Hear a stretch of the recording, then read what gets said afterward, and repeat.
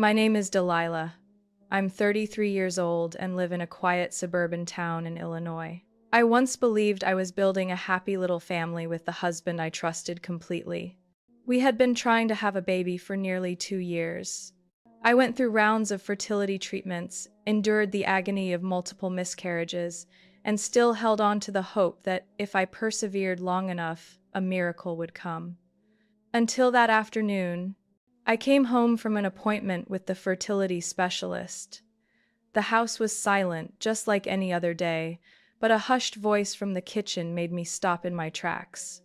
It was Ethan, my husband, speaking on the phone. He didn't know I was standing behind him. On the table lay an open insurance file and a box of abortion pills. "One more time and it's enough," he whispered into the phone, then gave a faint laugh. I froze, my chest pounding as if struck. Those lost pregnancies, they weren't because my body failed. Someone had chosen to end them. A silent question echoed in my mind. How long had he been poisoning me? And for what reason? Have you ever trusted someone so much that you handed over your life, your dream of becoming a mother, only to be betrayed in the most brutal way? If this story tightens your chest, leave a comment below. Hit like, subscribe, and I'll share with you the whole truth about the price I had to pay to wake up from a dream called marriage. I stepped into the kitchen without a sound. No heels tapping, no words spoken. Ethan's back was turned toward me, his shoulders slightly hunched, phone pressed tightly to his ear as if trying to keep his voice down. "Yeah, next week will be enough. We won't need to go back to the clinic. Just this one last time." I heard every word. Each syllable dropped heavy into my chest like stone. I stood motionless, the rush of blood in my ears the only sound. On the table, beside a steaming coffee mug, was a small orange-white box clearly labeled mifepristone. Next to it lay the insurance file, open right to the detailed payout section. The number glared at me, $12,000, repeated 4 times.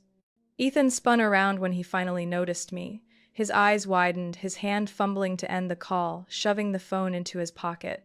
No greeting, no embrace, like always just a look as if I were a ghost who had appeared at the wrong moment in his life. You're home early," he stammered, forcing a crooked smile. "I was just reviewing some insurance documents." I didn't answer. I walked straight to the table, staring at the pillbox. I didn't need to ask what it was. After countless fertility consultations and reading hundreds of medical articles, I knew exactly what kind of drug it was, and it had no reason to be in my home. "What is this?" My voice sounded foreign even to me. Ethan came closer, feigning calm. "Maybe the doctor gave it by mistake. It could belong to another patient." I turned to him. "And this?" I snatched up the file, holding it high. 4 payouts. Every time I miscarried, money was deposited into your account. The front door suddenly swung open.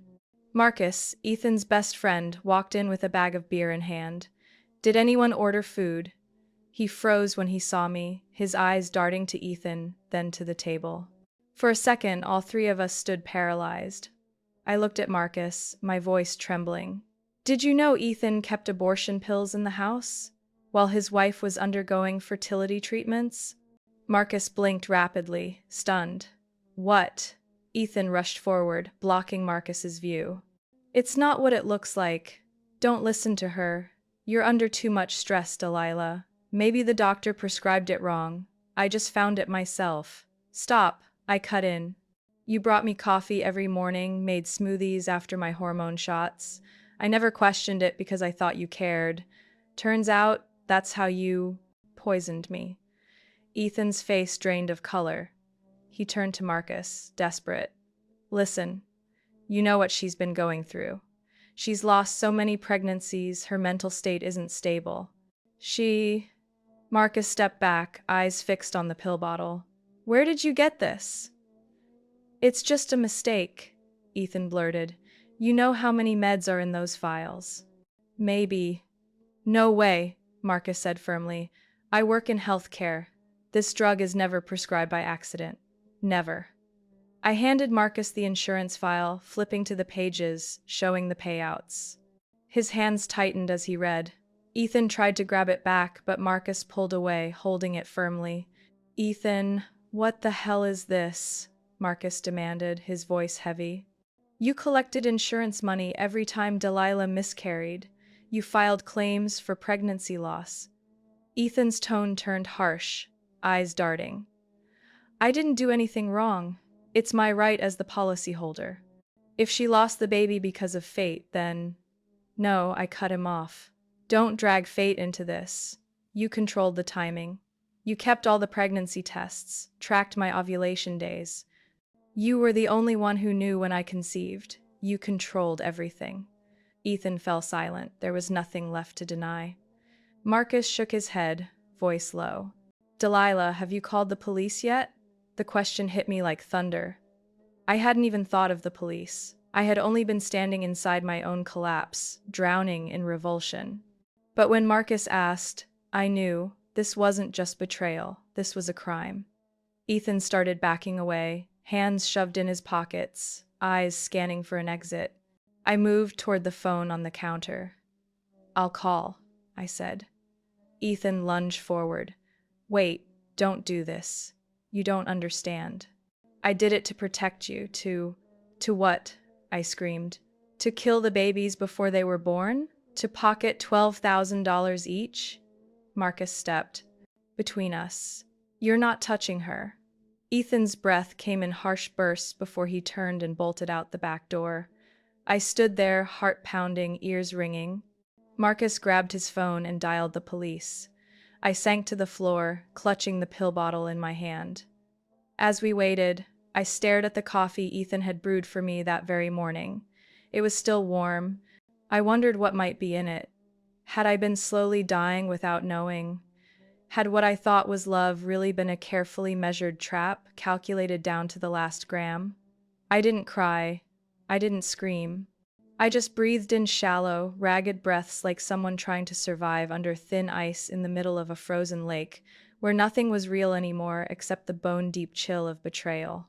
I rode in the back of the ambulance, red and white lights flashing across the ceiling like blurred knives. The police had pulled me from that house, the house I once believed was the safest place in the world. Between the wail of sirens and the chatter of the paramedics' radios, I closed my eyes, fighting to steady my breathing. But in the darkness behind my lids, memories screamed like awakened ghosts. 6 months earlier, I had collapsed in the bathroom, blood running down my legs, soaking into the bath mat. Ethan carried me to the car, his face pale, his hands trembling. He said he'd take me to the emergency room, but instead he stopped at some unfamiliar private clinic. All they needed was a few signatures before leaving me alone inside while he stepped out to make calls.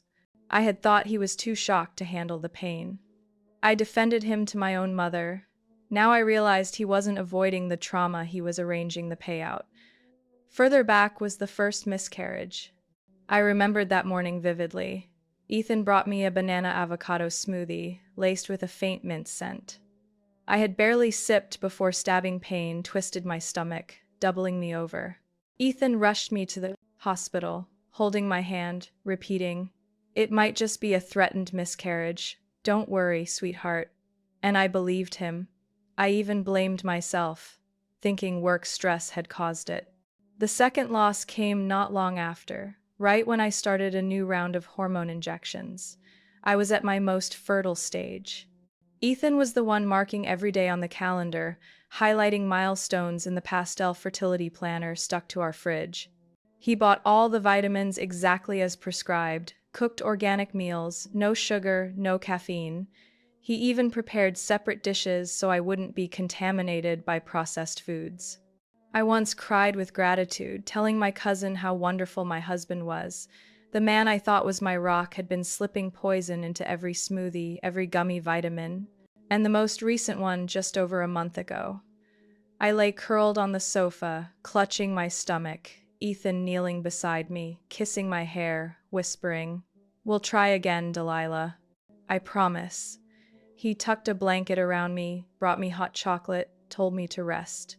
But in the darkness, I now remembered, he had picked up his phone, leaning down to call someone. It had to be Amber. I pressed a hand to my belly, where life should have been growing. The doctor had told me there was nothing medically wrong, no clear reason for repeated miscarriages. I had asked, was it because I wasn't strong enough? Because I was too anxious? She shook her head gently. No, absolutely not. Ethan's mother had once said at dinner, maybe you should let Ethan try with another woman. Maybe she'd be more compatible biologically. The whole table laughed. I forced a laugh too, while my heart broke. Later, when I cried in the bathroom, Ethan texted me, "Don't be so sensitive, they were just joking." Now I knew they weren't joking. They knew. Or worse, they didn't care. Ethan always kept the pregnancy tests locked in his drawer. He decided when I could test. Every time the stick showed 2 lines, he was the first to know. He even bought the more accurate ones, saying it was so we wouldn't get our hopes up too soon. He logged everything, dates, hormone levels, into his phone. What I mistook for care was nothing more than tracking his payday. I gave up coffee, quit wine, even stopped taking my anxiety medication just to cleanse my body for a baby that never got the chance. I turned down business trips, fearing travel would harm a fragile embryo. I passed on promotions, declined leading the biggest project of my career, all to avoid stress. I even avoided online pregnancy groups because I felt unworthy. I told myself if I just tried harder, stayed healthier, stayed positive, maybe one of those little lives would have made it. I hugged myself, shivering as if the cold came from within. For years, I lived in that house, drinking smoothies across from a smiling husband every morning, sleeping with his hand resting on my belly every night. I thought that was companionship. Now I saw. I was just a failed womb in his flawless money-making scheme. Marcus sat across from me in the hospital waiting room, his face ashen. He hadn't spoken the whole ride. When the car stopped at the ER entrance, he opened the door and guided me out without a word. That small gesture made tears finally spill down my face for the first time since leaving that house. I no longer had the strength for rage. Anger melted into exhaustion, pain hardened into silence. But deep inside, something colder, sharper than betrayal was rising. The truth. And I would not let it be buried. I lay on the hospital bed, the cold white light filling the room. An IV needle was taped to the back of my hand. The monitor beside me beeped steadily, everything around me holding me suspended between reality and darkness. The doctor had just left after giving me the results of my blood work and initial tests. Liver damage, high blood pressure, a risk of long-term impact on my fertility. I nodded as she spoke, like a machine already accustomed to bad news. There was no room left for shock. Marcus sat in the chair at the foot of my bed, silent for a long time. He was still in his worn denim jacket, shoulders faded, hands clasped together, eyes fixed on the floor. At last, he pulled his phone from his pocket, set it on the table next to me, the screen still lit. "I just checked Ethan's phone. You have the right to know." I looked at him, unblinking. "What did you find?" Marcus swiped across the screen, stopping at a long message thread. He handed me the phone. On the display was a string of texts from an encrypted app with an unfamiliar gray icon, but the content was unmistakable. Amber, insurance cleared, 12,000 flat. I transferred it into your private account. Ethan, perfect. Just one more and we're set. The condo in Miami's on a steep discount. Amber, I love the one with the balcony facing the ocean. Once we've got enough, put down the deposit. Ethan, don't worry. She's on a new vitamin now, much easier to mix. My palms went cold as I scrolled through more messages. My name wasn't mentioned directly, but every detail pointed to me: pregnancy tests, ovulation charts, the supplements I was taking every day. They discussed me like a strategy, a tool to be managed precisely.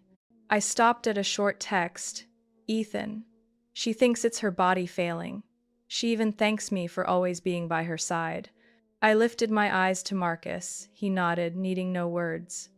I saw photos too, he said softly. Ethan with Amber in Key Largo last month. He told you it was a business trip, but I saw pictures of them at dinner, holding hands. I remembered that night. He came home late, carrying flowers, saying the meeting ran long. I hugged him, relieved he was back. And maybe then, his clothes still carried her perfume. "Why Miami?" I asked, my voice barely audible. Marcus sighed.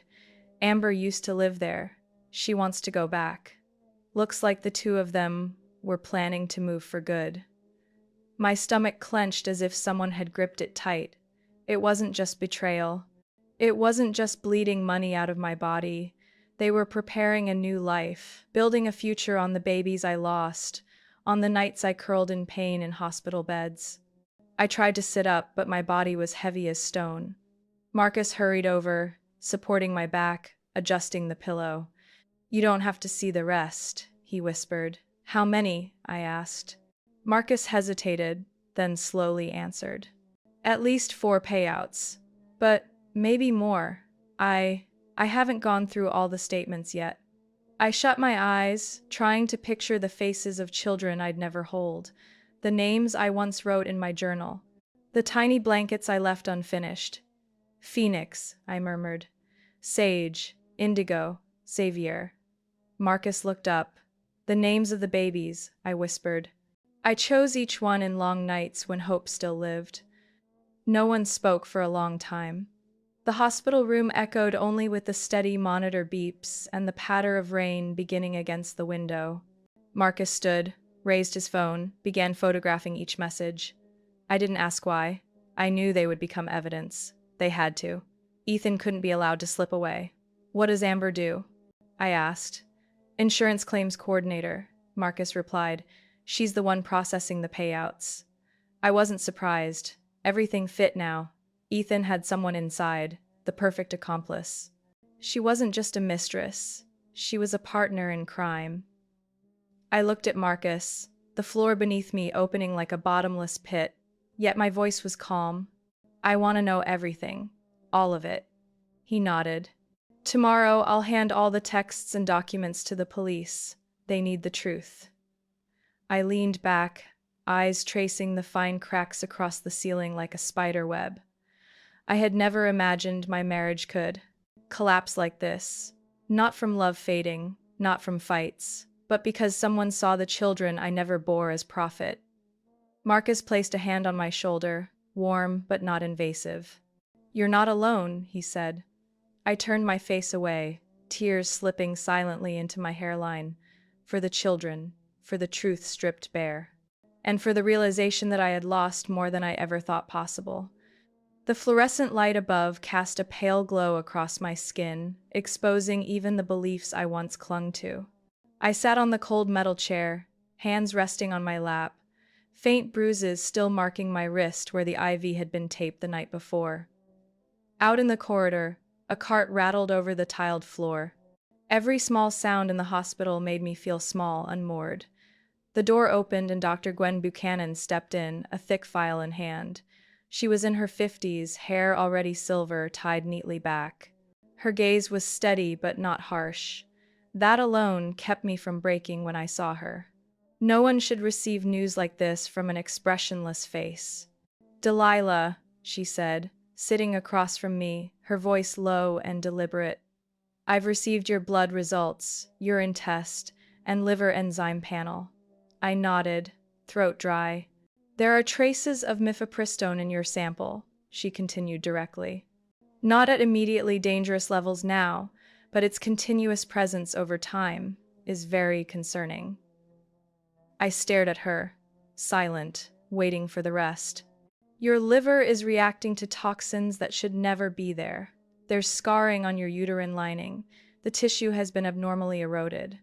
I suspect these injuries are not the result of natural complications." I swallowed hard. "Are you saying I might never have children?" Dr. Buchanan hesitated. "It's still possible, but the chances are low. And it wouldn't be safe for a fetus under current conditions. We'd need more monitoring, biopsies, specialized ultrasounds." The floor tilted beneath me. I forced my back straight, though my whole body felt like it was falling apart. "Can you tell me How the drug entered my system, I rasped. She nodded, flipping the file. We traced the batch numbers. There are 3 sources. One from the local Lincoln Street clinic, where records show Ethan signed for it. 2 others from different private practices, about 8 and 11 weeks ago. Was my name on those prescriptions? No, she said. All written for other people, but the insurance paperwork lists Ethan as the payee. I pressed my lips until they burned. Inside me rose not only fury, but the raw sense of being stripped of my body, my right to motherhood, even the bare decency of honesty. The police contacted us this morning, she added. I've sent them all your lab results and the medication data. I stayed silent. Dr. Buchanan laid her hand gently on mine, her gaze softening. Delilah, you are not alone in this. We will do everything necessary to support you. I nodded mechanically, afraid that if I opened my mouth, all that would escape would be a sob. When I stepped into the hall, Marcus was waiting at the far end. He leaned against the wall, coffee cup cold in his hand. Seeing me, he walked over, silently passing me a cup of warm water from his other hand. The police are here, he murmured. They want to speak with you. I sipped, the faint taste of mint on my tongue jolting me back to those morning smoothies. A wave of nausea rose and I turned away, forcing it down. The investigator's office wasn't far. Inside, a tall man in plain clothes, around 40, introduced himself as Detective Rains. His gaze was piercing but not cruel, not as sharp as I had feared. I know you've been through a lot, he began, but any detail you share could help us establish a criminal pattern. I told everything from the start. The minty smoothies, the last-minute appointment changes, Ethan slipping out to collect orders. I spoke evenly, without pause. When I came to the names I had chosen for the unborn children, I faltered, but continued. I wouldn't allow myself to leave out a single truth. Rains wrote quickly, never lifting his pen. When I mentioned the insurance records, he looked up. We're coordinating with the insurance fraud division, he said. It appears Ethan filed multiple claims with falsified proof, and the likely inside accomplice is Amber Woods. I stayed silent. That name no longer felt foreign. Rains studied me a moment before continuing. We've executed a search warrant at your home. We seized pill bottles, leftover smoothies in the fridge, even the coffee machine. Forensics is analyzing them. If they confirm traces of abortion drugs, we'll press charges for poisoning with intent to cause bodily harm, a serious felony. I nodded. Not because I wanted Ethan jailed, but because I needed proof my losses weren't just my fault. Would you agree to sign an emergency protective order? Rains asked. With current evidence, we can have it approved within 24 hours. Yes, I answered without hesitation. After signing, I stepped back into the hall. Marcus was still there, hands shoved in his pockets, eyes on the floor. He lifted his head as I approached.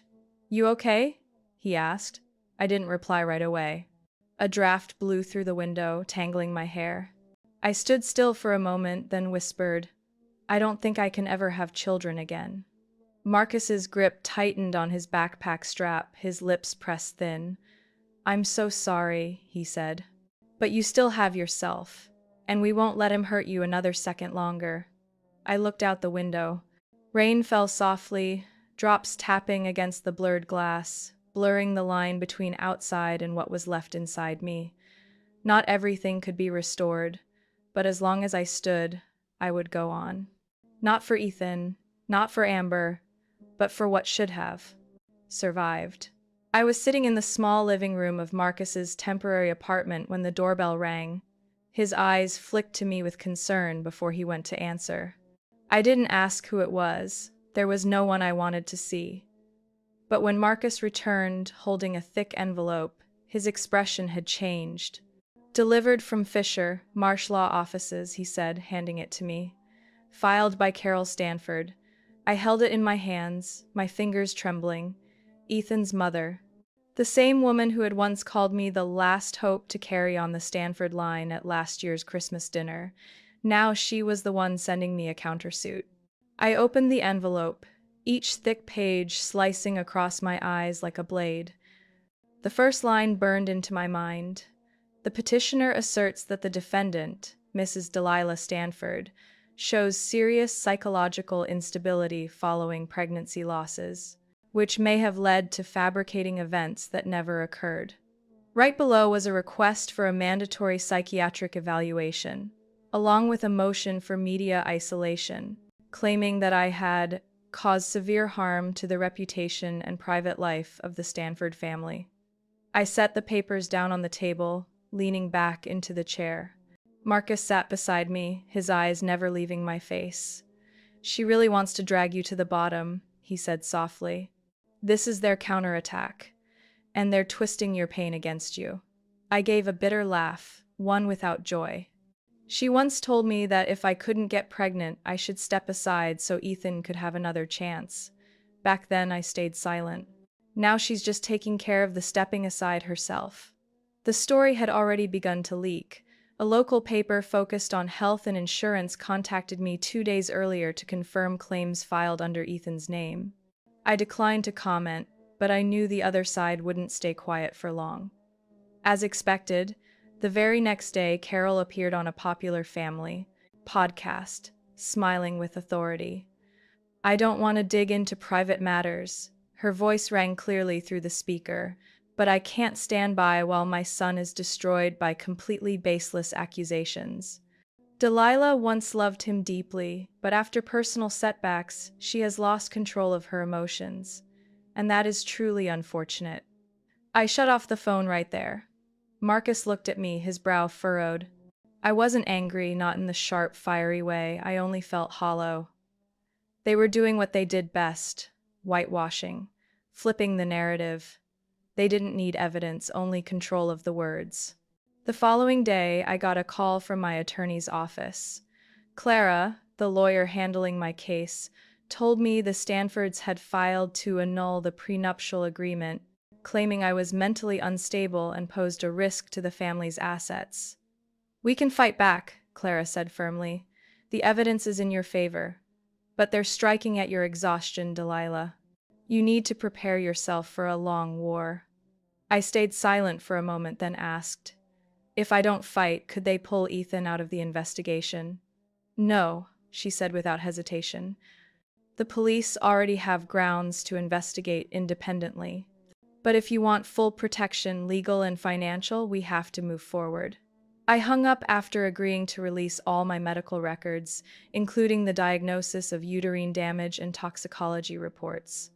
Everything I had once wanted to keep private now had to be exposed, to prove I wasn't delusional. That afternoon, when Marcus walked into the kitchen carrying 2 grocery bags, I sat at the table flipping through old photographs. I wasn't searching for anything specific, just trying to remember a time when I smiled without suspicion. "She's not going to stop," he said, setting the bags down. "I've seen Carol deal with people who didn't fall in line at family gatherings. Once she labels someone a rotor problem, she'll do whatever it takes to erase them." I didn't look up. "Then why didn't I see it before?" Marcus sat across from me. "Because you loved Ethan. And when people love, they often close their eyes to the warnings. You weren't foolish. You were trusting." I suddenly recalled last spring's family gathering, an outdoor lunch by the lake. Carol proudly showed the first ultrasound of her eldest daughter's newborn to the whole clan. Then she turned to me and said, loud enough for the table, "Hopefully Delilah will bring good news soon. Because the Stanfords can't live on hope forever." I used to think it was just the pressure of an older generation, eager for grandchildren. But now I saw clearly. To them, I was an investment project. And a failed investment had to be discarded. Marcus studied me for a long moment, then asked, "What do you want to do next?" I sat still, then gently pushed the lawsuit aside and laid my hand on the stack of medical files and insurance records. I won't let them rewrite this story. Not while the truth still exists. He nodded, his gaze steady, no longer weighed down. "Then we start here." That night, I couldn't sleep. Every time I closed my eyes, I saw Ethan's hand stirring the morning smoothie, the gesture I had once thought was love. Now every familiar detail in that kitchen appeared like an accusation. The blender lid, the blue glass he always chose for me, the silver spoon resting neatly on the cloth. Everything seemed suspicious, as if the kitchen had been a crime scene all along, a stage for a 2-year scheme I had blindly lived inside. Marcus brewed chamomile tea for me. I didn't drink it. The steam rising made me uneasy. We sat across from each other in silence, the rain tapping softly on the railing outside. "I'll send everything to the police," Marcus said first. "Not just the messages.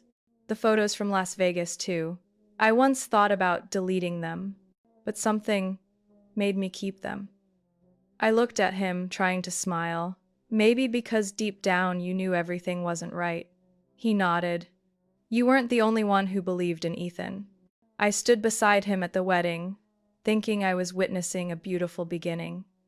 And yet, I laid my hand on the table, my voice rough. "I don't blame you. I was there too, in a white dress, holding hands with a man who had planned every step to turn me into a tool." The next morning, we went to meet Detective Rains. His office was on the 3rd floor of the city administration building. No fancy plaques or expensive furniture, just a square room, piles of files, and sunlight spilling through a wide window onto his desk. Marcus opened his laptop, presenting screenshot after screenshot of Ethan and Amber's messages. Rains reviewed each one, nodding slowly. When he reached the photo from Las Vegas, Amber in a red dress, her arm looped around Ethan's neck, he paused longer. The picture was taken from a distance, but the details were sharp. Ethan's shirt, his watch, the wedding ring he had slipped off. "When was this taken?" Rains asked. "The night of the 14th, last month," Marcus answered. Ethan told Delilah he was meeting a client in San Diego. I sat quietly, no longer stunned. By now, each stab no longer knocked me down. I was learning to count each wound with clarity. "We also have testimony from a witness," Rains added. "An older woman near your home, Mrs. Coleman?" I looked up. "Mrs. Coleman on 17th Street. I once helped her change the porch light." Rains nodded. "She called after seeing the story on the local news. She said a few weeks ago, near midnight, she saw Ethan leave the house with a white paper bag. He stopped at a public trash bin a few doors down, tossed it in, and walked away quickly. She thought it strange rain was falling, and he was in a white shirt, no coat. He always avoided taking out the trash on time," I murmured. "We recovered that bag," Rain said, "and fortunately it wasn't destroyed. Inside were 3 empty plastic bottles, pillboxes with barcodes cut out. Forensics matched residue under the caps with your lab results. It's a match." Marcus clenched his backpack strap, lips pressed thin. I stayed still, my mind drifting back to that kitchen. Rain stood, retrieving a new file. "We also pulled security footage from the neighbors, the Randalls. Their front door camera runs 24/7, facing the side entrance of your house." He set up his computer. I didn't want to look, but couldn't look away. On screen, Ethan appeared in pajamas, walking into the kitchen. He set a glass on the table, took a small container from the drawer, twisted it open. He poured a measured amount of white powder into a yellow smoothie, stirred, and smiled calmly. No rush, no secrecy, as if he were adding sugar or cinnamon. I turned my head as he climbed the stairs with the glass in hand. Rains shut the video. "This is irrefutable evidence," he said. "With this footage and witness testimony, we're preparing to submit the case to the prosecutor's office." I nodded. "What about Amber?" "We haven't reached her directly yet," he replied. "But we're tracking her bank accounts, phone records, and work schedule. If she received payouts from those claims, she'll be investigated as well." I stood, legs heavy. Rains handed me copies of the documents, assuring me they'd stay in touch daily. When we stepped outside, the sun was high, light flooding the street. I felt as though I hadn't seen sunlight in ages, and now it was so bright it stung my eyes. Marcus opened the car door, silent through the drive back. I sat in the passenger seat, the thick file resting on my lap. Inside me wasn't relief, wasn't triumph, only a quiet emptiness I hadn't yet figured out how to fill. We stopped at a small bakery on the corner. Marcus went in and returned with 2 loaves of bread and hot tea. He handed me the cup. "You're still here," he said softly. "Still breathing, still standing. That's what Ethan never planned for." I held the tea between my cold hands. I didn't answer. But for the first time in days, I felt warmth, not from the tea, from the fragile belief beginning to return, little by little. I got back to Marcus's apartment after dusk, the air damp with the smell of rain. The whole way, I said nothing. I didn't think much either. I only clutched the file as if it were the only solid weight left in a world turned fragile and false. Marcus poured me a glass of water and set it on the table. I opened my laptop, logged into the health insurance account I once shared with Ethan. The login still worked. He hadn't erased me from everything yet. I went to the claims history. The screen displayed line after line of monthly payments, every date filed, every approval listed. Each entry was another piece of evidence. But what made me stop breathing was the name repeated again and again under claims processor on the far right column. Amber Woods. My eyes locked on the screen, my hands cold. I searched the insurance company's directory. There she was, listed as Senior Specialist, Reproductive and Women's Health Benefits. The perfect position to intervene, approve, or hide claims without suspicion. I printed every detailed statement, each page a puzzle piece, each reimbursement a trail. They hadn't just schemed together, they had built an entire system, a design too intricate to be coincidence. A plan laid long before I even realized I was miscarrying. Scrolling down, I opened a claim from over a year ago. The payout wasn't $12,000. It was $28,500. The reason? Emergency pregnancy complication leading to ectopic loss. I had never been diagnosed with that. My own doctor had. Never mentioned it. My medical file had no trace of such a condition. "What are you looking at?" Marcus asked when he saw me frozen in place. I turned the screen toward him. "She's the one who processed every single claim, almost 2 years, never changed, and she even altered the medical details to increase the payouts." He went quiet for a few seconds. "So that means they created fake records, updated the reasons, added severe complications to inflate the reimbursement. And if the company didn't suspect anything, then the money flowing in would only grow larger." Marcus dropped into a chair, his hands clasped together. They weren't after a few $12,000 payouts. They were aiming for something bigger. Hundreds of thousands. I opened a new tab, searching Ethan's name in internal documents. There were at least 5 claims where the payout listed the legal spouse as the recipient, while the patient's name was reduced to initials impossible to trace without internal access. Every single one passed through the system under Amber Woods' approval. "She wasn't just his mistress," I whispered. "She was the main accomplice." Marcus leaned forward, his eyes sharp. "And if you hadn't caught this in time, just one more claim and they could have cashed out the entire insurance account." Then disappeared. I remembered the text exchange Marcus had shown me days earlier. "Ethan, just one more time. The condo in Miami is waiting. Amber, next month is perfect. Once it's done, I'll quit this job for good." I understood. They planned to use me as the final gold mine. Drain the last drop, then vanish. Leave the state, and live off the death money of the children I never got to hold. I broke down in tears, not from anger, not from grief. From the feeling of being reduced to a tool, my body turned into a machine for profit, and the cruelest part was that I had unknowingly sustained their plan with my blind trust. Marcus placed his hand on my shoulder. So light I felt warmth more than weight. "I'll send all these copies to Detective Rains. Do you want anything added?" I nodded. "I want to meet Clara. She needs to see these files. And we need to alert the insurance company's internal investigation team. They won't ignore this if they know their own employee is involved." I didn't wait for morning. That very night, I wrote a long email to Clara, attaching every piece of evidence. I detailed each message, each inflated claim, the repeated pattern of the same claims processor. At the end, I wrote just one line: I will never allow anyone to turn my body into a trading floor again. Early the next morning, Clara called back.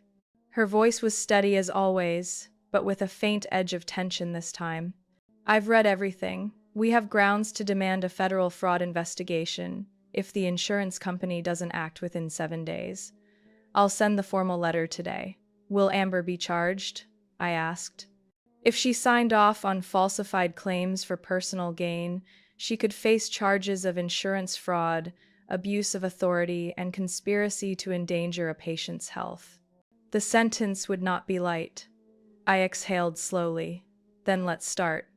Clara paused briefly before ending the call.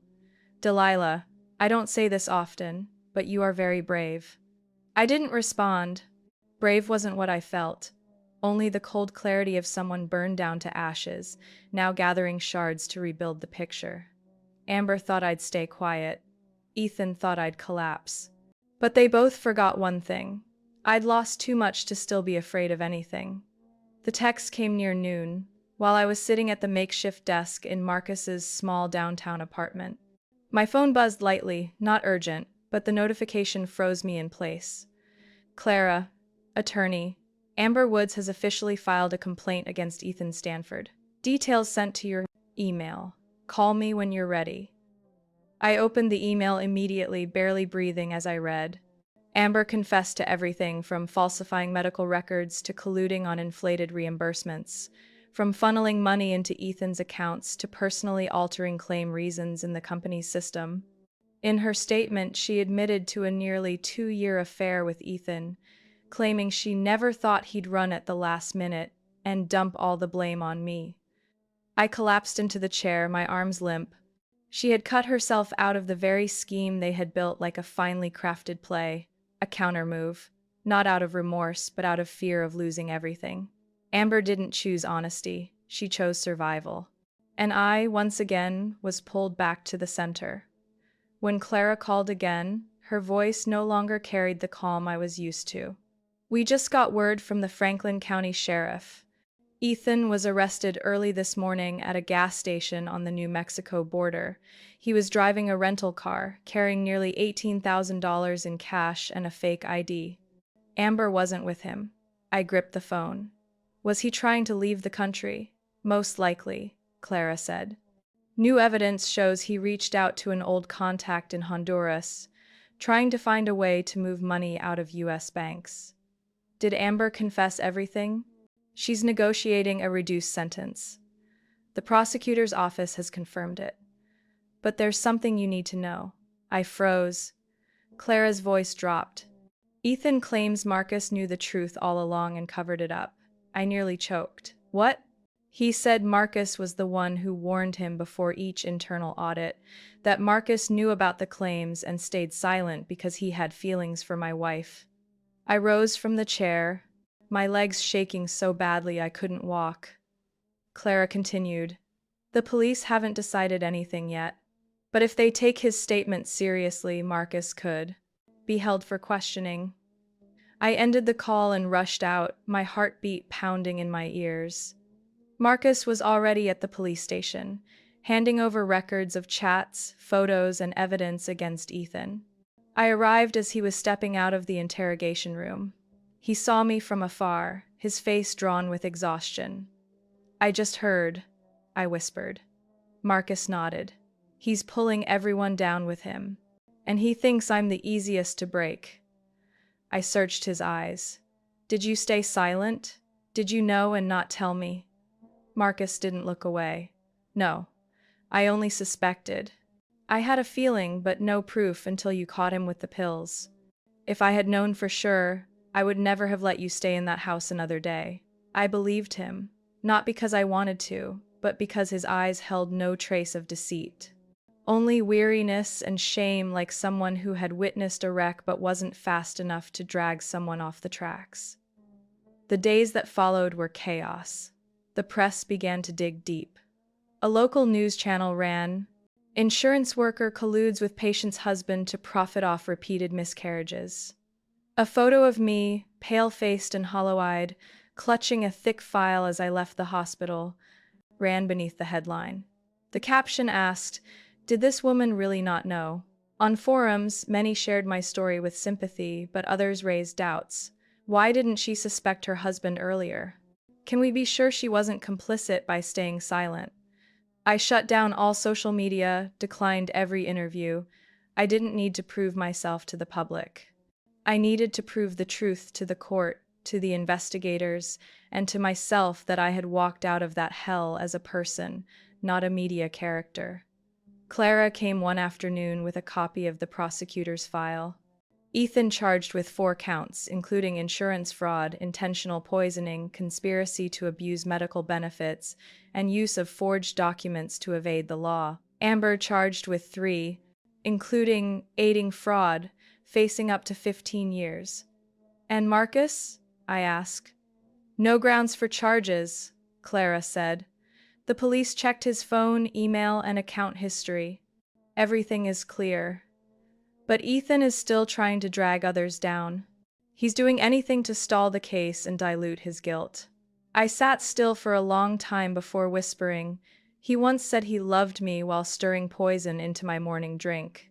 Clara said nothing. She laid a hand gently on my shoulder, then left, leaving me with the cold pages as the evening dimmed. I looked out the window. The sun sank slowly over quiet rooftops. The city still buzzed, still rushed. But in this small corner, I was turning each ruined page, trying to hold myself upright in a world that once turned its back on the truth. The trial began on a bright spring morning, though inside me clouds weighed heavy. I sat in the front row, my hands clasped tight, my eyes fixed as Ethan entered, his wrists still cuffed. His face no longer carried any trace of the husband who once vowed to weather every storm with me. Instead, there was a strange silence, laced with something like disdain. The courtroom was crowded, mostly press, lawyers, and a few from the insurance company where Amber had worked. I saw Marcus sitting not far away, his face hardening as Ethan walked past. He caught my gaze, nodding slightly, as if to remind me I wasn't alone. The hearing opened with the prosecution's evidence. A large screen was lowered. In the hushed room, Ethan and Amber's text exchanges appeared, each line sliced through my memory like a blade. "Add just a little so she won't suspect.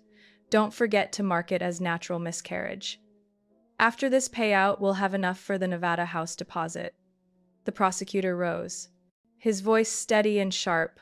"Ladies and gentlemen of the jury, this is proof that the defendant not only planned to exploit health insurance through deaths that never existed, but also poisoned his own wife to make the plan believable." I thought my heart had hardened, but the next video froze the entire courtroom. On screen, Ethan appeared in my kitchen. He glanced around, quickly opened a cabinet, and pulled out a small bottle. After a few motions, he poured smoothies into 2 glasses, secretly dropping the substance into one. Stirring it well, he picked up both, then walked toward the living room. Before the footage blurred, the camera caught him bending down to kiss my forehead, me lying on the couch with a book in hand before setting the poisoned glass on the table. Whispers rippled through the courtroom. The prosecutor paused the video, then displayed a screenshot of a phone message sent at that exact time. "Another 12K. Make sure it's recorded." I leaned forward, my hands covering my mouth to stifle a sob.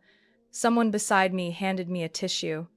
I didn't recognize them, but their eyes carried a sympathy words couldn't express. After the evidence, it was my turn to take the stand.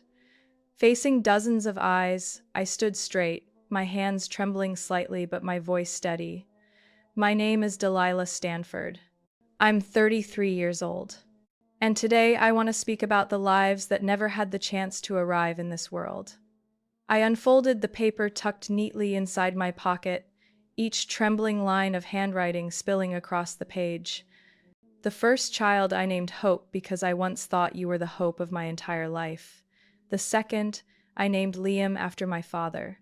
The third, I never had the chance to choose a name. but I still called you light, because when I discovered you, my world was drowning in darkness. I couldn't go on. My voice broke, tears spilling, yet I kept my gaze locked on Ethan, who sat with his head bowed, his face pale. He wouldn't look at me. The judge gently called for a short recess. I returned to my seat. Marcus laid his hand firmly yet silently on my shoulder. When the trial resumed, Amber took the stand. She wore a pale gray business suit, no makeup, her hair tied back neatly, but her eyes did not waver. I met Ethan at a claims review meeting. At first, it was just exchanging information. Later, he approached me privately, told me his wife was having repeated miscarriages, and said the insurance was too slow. He offered me a commission if I helped push things through faster. The prosecutor interrupted. "Did you accept money?" Amber nodded. "I received 3 payments, totaling around $18,000. After that, Ethan suggested scaling it up, saying if we filed a few more miscarriages, the payouts could reach nearly $200,000. And you agreed?" I agreed. "You knew his wife had not consented." I knew. Amber paused, then continued slowly. "I once saw Ethan putting something into a smoothie during a video call with me. I thought he was joking. But later, I heard Delilah had been hospitalized. That's when I understood what I was part of." The prosecutor stared straight at her. "Why didn't you stop?" Amber gave a bitter smile, almost lifeless. "Because he controlled me too. He had videos, evidence. He threatened me that if I backed out, we'd both go down. I was wrong. So wrong. But I don't want to stay silent anymore." The gavel cracked sharply as the judge ended her testimony. Amber was escorted back to her seat. In that moment, I saw more clearly than ever. Ethan hadn't just destroyed a family. He had turned others into tools, into accomplices. He manipulated everyone, but it was his own ambition that finally exposed him. I glanced at Marcus. He sat still, his eyes fixed on the bench. There was no victory here, only truth. And truth, however brutal, was the first step toward building a life worth living again. The verdict came on a blazing June afternoon. The courtroom was packed, but when the final gavel struck, silence blanketed everything. Ethan was sentenced to 25 years in prison for poisoning, insurance fraud, and intentional bodily harm. Amber received 15 years for her role as accomplice in financial fraud. No applause, no cheers. Only heavy nods of acknowledgement, a late but necessary justice. I didn't look at Ethan as he was led away. Perhaps, deep down, I didn't want to carry another image of the man I once loved. That man no longer existed. What remained was cruelty disguised as tenderness, kisses turned into evidence, and dreams strangled by poison in a morning glass of juice. The divorce was finalized not long after. The court recognized me as the victim and awarded me full ownership of the house and all shared assets. Marcus was the first to help me clean out the place. He didn't say much, just quietly packed each corner, sealing away things I no longer wanted. Standing at the door of the bedroom that once was ours, sunlight filtering through thin curtains, I whispered, "Do you think it's possible to start over?" Marcus didn't answer immediately. He only looked at me, his gaze softening, from a place with no shadows of anyone else. I left that house 3 weeks later, not because I couldn't live in it, but because I refused to live in the past. I chose a smaller home on the city's edge, with a wide garden and quiet air. On the first day, with the keys in hand, I knelt down, dug into the soft earth near the porch, and planted 3 small trees: an apple tree, a lavender bush, and a willow. I named them Hope, Liam, and Light. Every morning I brewed tea and sat by the window, watching them grow. When the breeze stirred their leaves, I felt as though tiny hands brushed against my palm. Gentle, tender. I didn't call it comfort. I called it connection. A piece of me still lived in those sprouts' lives that never took their first breath, but carved deep marks in a mother's heart. My body bore heavy scars from the poisonings. The doctor told me my natural ability to conceive was nearly gone. I sat across from him in his office, golden light falling across stacks of files, and simply nodded. Physical pain no longer frightened me. What haunted me was the silence of years when I didn't speak, didn't question, didn't defend myself, and I chose to break that silence not only for me but for other women. I joined an organization supporting survivors of financial and emotional abuse. I came not as a victim but as someone who survived. I shared my story in group therapy sessions, in hospital workshops, even at a law school seminar on family financial crimes.